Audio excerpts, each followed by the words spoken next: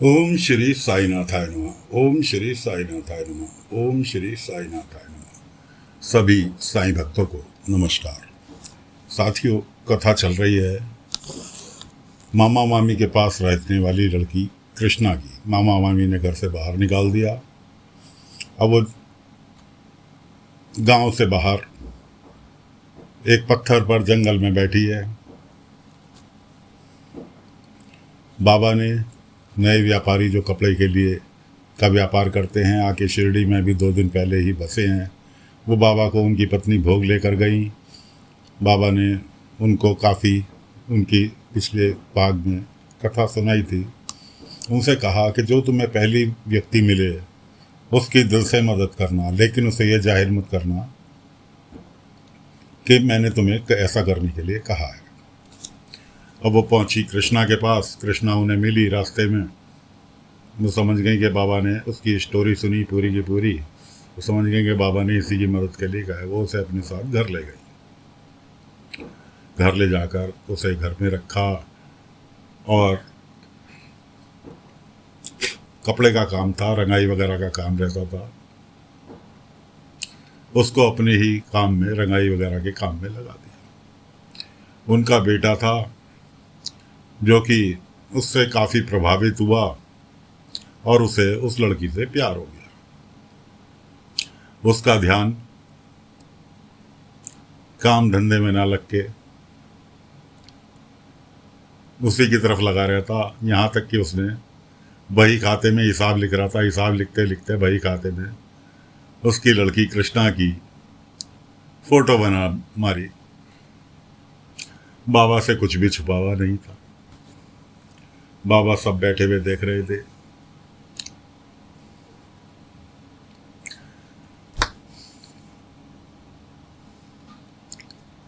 बाबा ने कहा ठीक है, इसका इलाज करते हैं।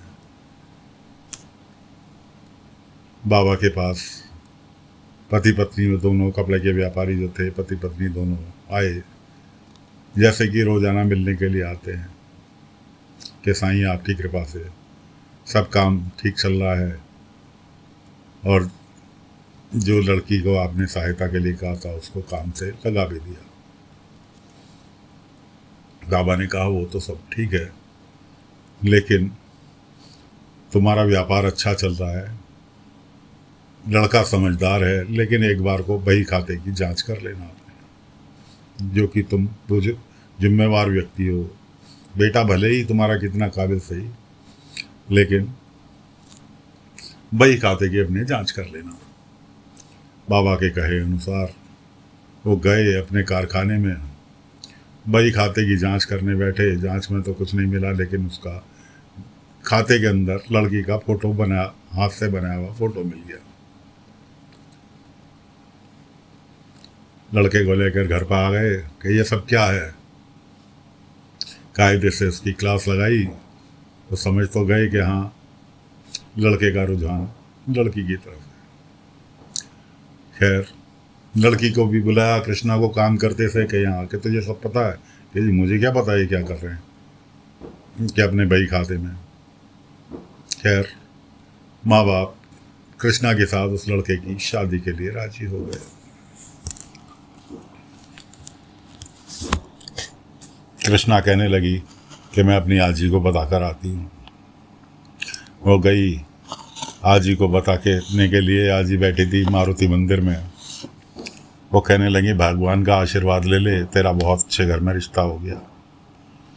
मैंने कहा भगवान के पास नहीं जाने की आजी, इन्होंने ही तो मुझे सारे कष्ट दिए हैं, मैं इनके पास नहीं जाने की। मैं नहीं गई और लौट आई वापस। उधर आजी गई बाबा के पास, उन्हें बात बताई। बाबा ने एक पुड़िया दी,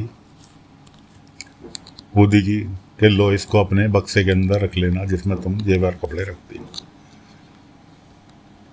आजी ने वो पुड़िया अपने जिसमें उसकी माँ के जेवर रखे थे उस बक्से में रखी और बक्से को बंद करके रख छोड़ा। इधर शादी की बातचीत हुई, सब चीज़ हुई। तो सभी लगभग तैयारियां हो चुकी थी। वो अपने सास ससुर से कहने लगी कि सारी चीज़ आपकी मुझे मंजूर है, लेकिन मैं किसी पत्थर को साक्षी मान के शादी नहीं करूँगी, क्योंकि मुझे भगवान नाम के शब्द से नफ़रत है। आप जैसा कहेंगे वैसा कर लूँगी, शादी के लिए मुझे कोई आपत्ति नहीं है, लेकिन मैं भगवान नाम के शब्द को पत्थर के साक्षी मान के मैं शादी नहीं करूँगी, भगवान को साक्षी मान के शादी नहीं करूँगी। अब सारे परेशान। लड़का कहने लगा कि जी मैं शादी करूँगा तो इसी से ही करूँगा, इसके अलावा मैं सारी ज़िंदगी कुंवारा रहूँगा, लेकिन मैं अपने माँ बाप की भी बात नहीं गिरा सकता, क्योंकि मैं अपने माँ बाप की खुशी भी नहीं तोड़ सकता।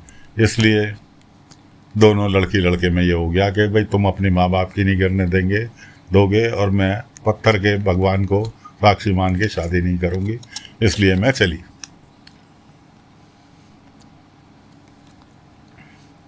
वो निकल ली उनके घर से।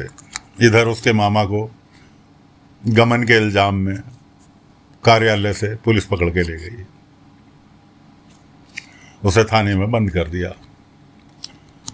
मामी परेशान गई बाबा के पास कि साईं मेरी मदद करो।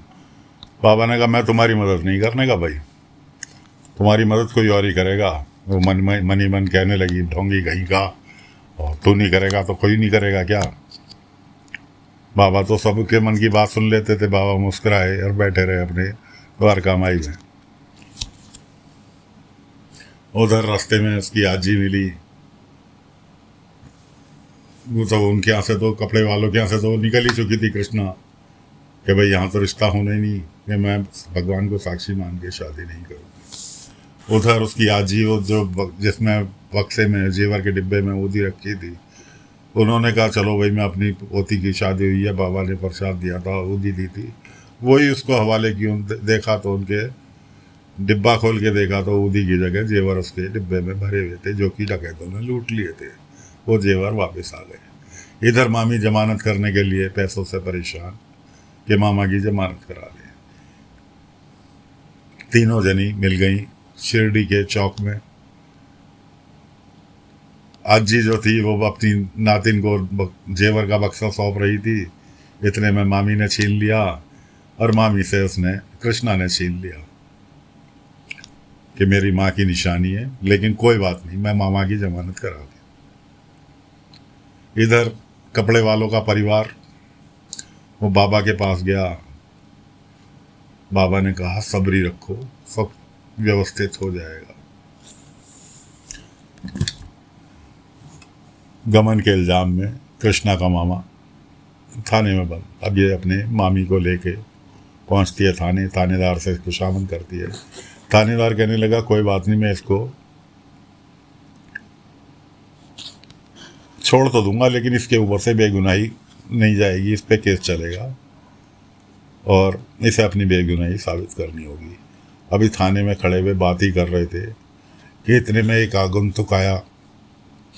पीछे पीछे परिवार आ गया जिसके यहाँ शादी होनी थी, कपड़े वालों का पैसे लेके कि जी हमें साईं से पता चला कि ऐसे ऐसे परेशानी, ये लोग जमानत के पैसे जेवर देने की कोई आवश्यकता नहीं, उसके जेवर वहाँ वापस करा दिए। अभी थाने में खड़े ही थे कि इतने में एक व्यक्ति और आया। उसने कहा रुको, अब उसकी बारी थी कहने की। उसने कहा ऐसे ऐसे अशोक बाबू ने ये हेरा फेरी की, तुम्हारी मोहर इस्तेमाल की, तुम 2 दिन काम पर नहीं आए, पीछे से आके उन्होंने हेरा फेरी की और तुम्हें गमन के इल्ज़ाम में फंसा दिया। बेगुनाही हाथों हाथ थाने में साबित हो गई। मामा रिहा हो गए। अब सारे के सारे आ गए द्वारका माई। अब कृष्णा के सामने पोल खुलनी चालू हुई।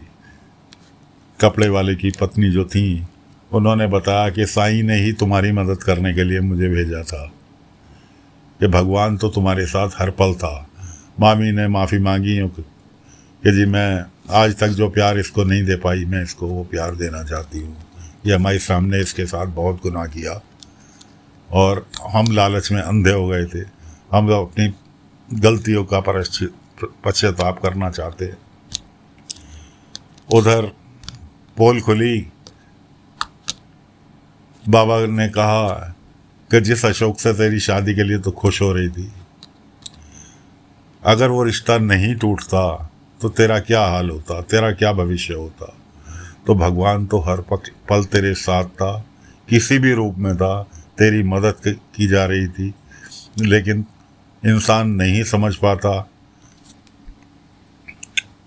लेकिन जो पिछले कर्म होते हैं उसका फल तो भुगतना पड़ता है।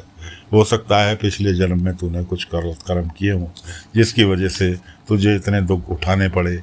आज तेरे लिए अच्छा लड़का भी मिल गया, अच्छा परिवार भी मिल गया, सास ससुर बड़े प्यार से रखने वाले मिल गए, मामा मामी जो थे जो तेरे से नफ़रत करते थे, तुझे एक नौकर की तरह रखते थे, आज वही सब तेरे को प्यार देना चाहते हैं, तुझे अपनाना चाहते हैं, तेरी खुशामद करनी चाहते हैं। खैर सब गिले शिकवे दूर हुए बाबा के सामने। अब बारी आई शादी की। कहने लगे उसके कपड़े वाले परिवार के दोनों पति पत्नी कहने लगे कि भाई अब तो तेरे सारे गिले शिकवे भगवान से दूर हो गए। कि हाँ अब तो तू भगवान को मानती है। कि हाँ जी अब तो मैं भगवान को मानती हूँ। कि अब तो शादी करने में कोई आपत्ति नहीं तुझे, भगवान को साक्षी मान के। कि नहीं जी मुझे अब कोई आपत्ति नहीं, भगवान को साक्षी मान के शादी करने में। मामी कहने लगी शादी तो होगी लेकिन अभी महीना 2 महीना रुक के करेंगे। कि क्यों? अरे महीना 2 महीना मैं इसे अपनी बेटी की तरह तो रख लूँ, आज तक तो मैंने इसे दुश्मनों की तरह इसके साथ व्यवहार किया। मैं चाहती हूँ कि इसे महीने 2 महीने अपने पास रख के इसको बेटी की तरह प्यार करूँ और अपने घर से इसकी विदाई करूँ। तो साथियों कृष्णा की समस्या तो बाबा ने और भगवान ने दोनों ने मिलके सही कर दी, सुधार दी। और कथा को ज़्यादा लंबी ना खींच के यहीं विराम देते हैं। अगले अंक में अगला अध्याय लेकर फिर हाजिर होंगे। तब तक के लिए आज्ञा दीजिए। ओम साई राम, ओम साई राम, ओम साई राम।